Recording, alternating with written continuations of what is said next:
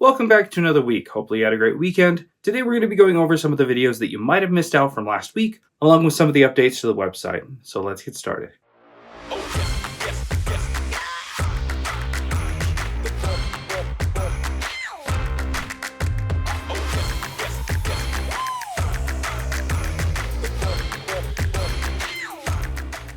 First and foremost, with regards to the website, we are still running our Black Friday sale all the way through the end of the year, and that is in Canada as well.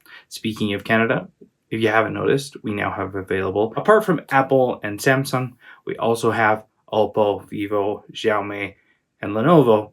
So take advantage of those parts, add those to your repair rosters so you can advertise that to your clients and get more repairs in the door. Last week, I made several videos, including going over a super slim PS3, an older model, but highly valuable. This one had an issue with the USB ports and kind of the way that they're designed, plus age. They act like vacuums and suck up everything. So it basically became a restoration video as we went through and gave it a deep clean. So check out that satisfying video if you haven't already.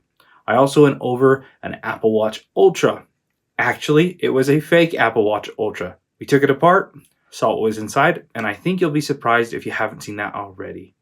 And last but not least, I went over how to replace, and last but not least, I took an iPhone 13 Pro and we modified it to work with a dual SIM tray. And I went over all of the changes that have to happen on the motherboard and able to make this work. It's a fairly tedious and time-consuming process, but there's definitely a market for this type of modification. If there's something specific that you'd like to see in a future video, a repair, a modification, or a tool on the website, let me know in the comments below. Thanks a ton for watching. We'll see you later this week for some more videos.